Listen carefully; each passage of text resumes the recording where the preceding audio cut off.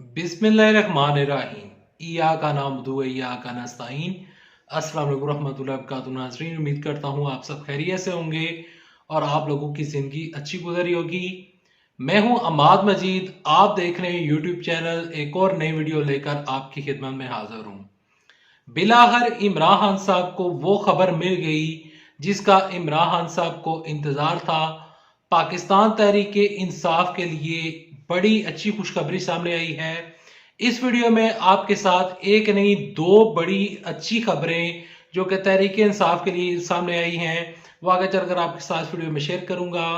आखिर अचानक ये क्या हुआ, तमाम तर खबरें शेयर करने से पहले, आगे बढ़ने से पहले आप सबसे एक छोटी सी गुजारिश करूंगा कि इस वीडियो को लाइक कीजिएगा, चैनल सब्सक्राइब कीजिएगा, साल के नोटिफिकेशन बटन दबाइएगा ताकि जो आने वाले वीडियोस हैं आप उनको मिस ना कर सके।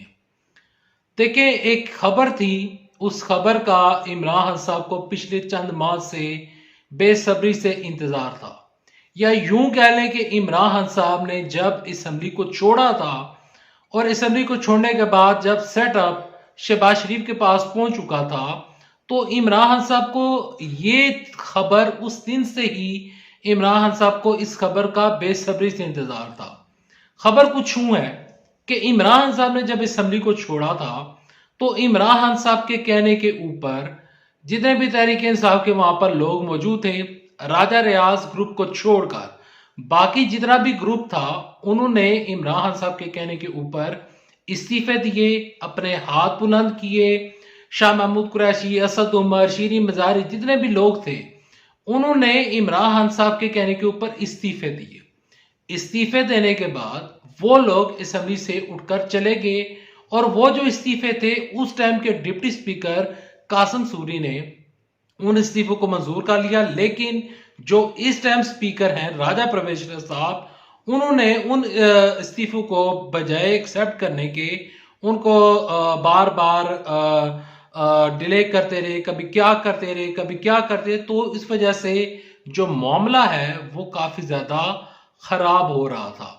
और इमरान साहब ने जब असेंबली की तहलील का जिक्र किया, बार बार इमरान साहब प्रेशर क्रिएट कर रहे थे कि हमारे इस्तीफे मंजूर किए जाएं, हमारे इस्तीफे मंजूर किए जाएं, लेकिन वो इस्तीफे मंजूर नहीं किए जा रहे थे। यहां पर इमरान खान साहब ने एक चाल चली, एक ऐसा जाल बुना जिसमें हुकूमत फंस गई। इमरान खान साहब ने चाल चली और इमरान खान साहब ने कहा कि मैं असेंबली में वापस आने लगा हूं और असेंबली में वापस आकर हम असेंबली में बैठेंगे, राजा रियाज ग्रुप को शिकस्त देंगे, लीडर ऑफ अपोजिशन जो है वो राजा रियाज साहब जो है वो मैं किसी सूरत में कबूल नहीं है। तो जब ये बात सुनी स्पीकर असेंबली ने और हुकूमत ने, मौजूदा इंपोर्टेड गवर्नमेंट ने, तो उन्होंने पहले 35 इस्तीफे मंजूर किए। इससे पहले 11 इस्तीफे मंजूर हुए थे और वहां से इलेक्शन हो गए थे। उसके बाद 35 इस्तीफे मंजूर किए गए।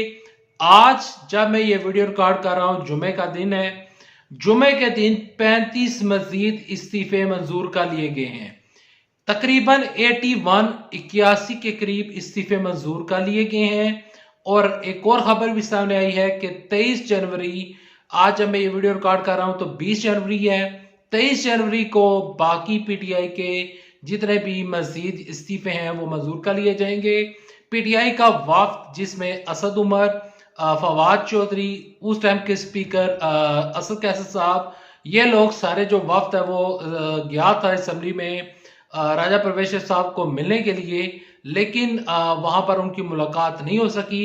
फवाद चौधरी ने कहा कि हमें बताया जाए, आप कह रहे थे कि 18 लोग आपके साथ राब्ते में हैं, तो वो कौन से लोग जो हैं वो राब्ते में हैं, हमें बताया जाए। तो वो जो तमाम तर चीजें जो थी वो दम तोड़ चुकी हैं। इमरान खान साहब ने जो प्रेशर क्रिएट किया था और इमरान साहब जो चाह रहे थे कि इस्तीफे मंजूर करवाए जाएं ताकि इलेक्शन की जानब जाया जा सके।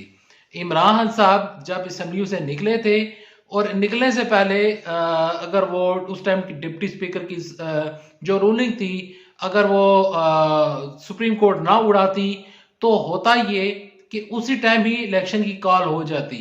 इमरान खान साहब उसी टाइम ही इलेक्शन में चले गए थे, क्योंकि इमरान खान साहब कहते हैं कि हमारा सामना और हमारा मामला अवाम के साथ है, हम पहले भी 2018 की जो इलेक्शन हुए थे वहां पर भी हम अवाम की ताकत से आए थे, और अब भी हमें यकीन है कि अवाम हमारे साथ खड़ी है और अवाम हमें फिर भी वोट देगी। तो लिहाजा इमरान साहब ने उस टाइम ही असेंबली को डिसॉल्व कर दिया था, लेकिन जो मामला हुआ था वो अब आप सबके आंखों के सामने है। अगर वो तमाम तक चीजें दोबारा यहाँ पर करूंगा तो बहुत लंबी चौड़ी वीडियो की ड्यूरेशन हो जाएगी। आपको दूसरी खबर की जानब लेकर चलते हैं। अच्छा, इमरान साहब की कामयाबी मिल चुकी है। इमरान साहब को, इमरान साहब जो चाहते थे पंजाब असम्बली के, उन्होंने तहलील कर दी, केपी के असम्बली तहलील कर दी, ये जो इस्तीफे थे ये भी मंजूर हो चुके हैं। तो अब जो हुकूमत है उसके ऊपर प्रेशर क्रिएट हो रहा है, और इसी प्रेशर को वो कम करने के लिए वो बुला रहे हैं जी मरियम नवाज शरीफ साहबा को। मरियम नवाज शरीफ साहबा बताया जा रहा है, कैप्टन रिटायर्ड शब्द जो हैं अचानक से उनके कुछ बयान भी सामने आ रहे हैं। उन बयानों को मैं किसी नेक्स्ट वीडियो में शेयर करूंगा, लेकिन बताया जा रहा है राना सनाउल्लाह साहब, उनको लंदन में भी बुलाया गया, उनकी वहां पर ठीक ठाक खातमदारत की गई है नवाज शरीफ की जानब से कि आप पंजाब असम्बली को क्यों नहीं बचा सके तहलील होने से। तो उनको वहां पर भी शर्मिंदगी का सामना करना पड़ा। लेकिन यहाँ पर खबर यह है कि मरियम नवाज शरीफ साहबा पाकिस्तान आ रही हैं, और पंजाब में जो राना सनाउल्लाह साहब हैं वो कह रहे हैं कि अगली वजीर आला पंजाब मरियम नवाज शरीफ साहबा हो सकती हैं। देखिए, मरियम नवाज शरीफ साहबा सियासी कैंपेन चलाने के लिए पाकिस्तान लौट रही हैं। इससे बड़ी खुशखबरी तहरीक इंसाफ को कतन नहीं मिल सकती, यानी कि मिल ही नहीं सकती। आप कह सकते हैं कि ये तहरीक इंसाफ के लिए मिठाइयां बांटने का वक्त है। रीजन क्या है? मरियम नवाज शरीफ साहबा ने पंजाब की कैंपेन चलाई जब ज़िमनी इंतखाबात थे। इमरान साहब वो आराम से वो सीटें वो ज़िमनी इंतखाबात जीत के, इसके बाद मरियम नवाज शरीफ साहबा ने गिलगित बल्तिस्तान का रुख किया। वहां पर मरियम नवाज शरीफ साहबा की जो कैंपेन थी गलत कैंपेन थी। इमरान साहब ने आसानी से वहां से इलेक्शन जीत लिया। इवन के पीपल्स पार्टी वहां पर फेवरेट मानी जा रही थी, इसके बावजूद भी इमरान साहब ने आराम के साथ इलेक्शन जीत लिया। उसके बाद हुआ ये कि मरियम नवाज शरीफ साहबा आजाद कश्मीर चली गई। आजाद कश्मीर में जो इमरान साहब ने आराम के साथ वहां से इलेक्शन जीता। अभी जो लास्ट पंचायती इंतखाबात हुए थे, इमरान खान साहब की पार्टी सर फहरिस्त थी। वो एक अलग बात है कि इन लोगों ने उस जीत को भी उन्होंने अपने मीडिया के साथ मीडिया यानी कि सोशल मीडिया को मिलाकर इन्होंने इस चीज़ को मैनिपुलेट करके बताया कि हमारी सीटें आगे हैं, पीपल्स पार्टी, मुस्लिम लीग नून, और ये जो जितने भी लोग हैं आई मीन कि इनकी जितनी भी पार्टीज हैं, तो उनकी नशिस्तों को मिलाकर इमरान साहब को डी वैल्यू करने की कोशिश की गई। लेकिन वहां पर ये लोग नाकाम रहे हैं। अच्छा, मरियम नवाज शरीफ साहबा आ रही हैं, मरियम नवाज शरीफ साहबा सियासी कैंपेन करेंगी।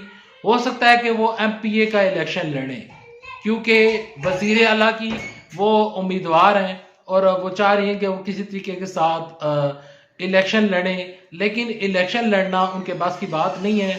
मेरी नज़र में वो एमपीए की सीट हार जाएंगी, और ये जो आइंदा इंतखाबात हैं वो इमरान साहब आसानी से जीत जाएंगे। और इमरान साहब ने मरियम नवाज शरीफ के मतलब कई बार अपने इंटरव्यूज में कहा है कि जहां पर मरियम नवाज शरीफ होती है वहां पर हमारे लिए काम आसान हो जाता है।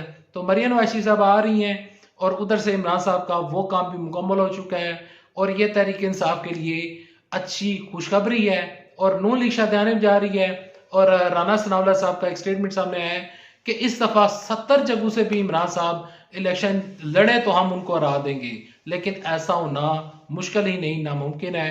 वीडियो पसंद आई तो वीडियो को लाइक कीजिएगा, चैनल सब्सक्राइब कीजिएगा। नेक्स्ट वीडियो तक लेते इजाजत। अल्लाह हाफिज। पाकिस्तान जिंदाबाद। अफवाज पाकिस्तान जिंदाबाद। पाकिस्तान पाइंदा।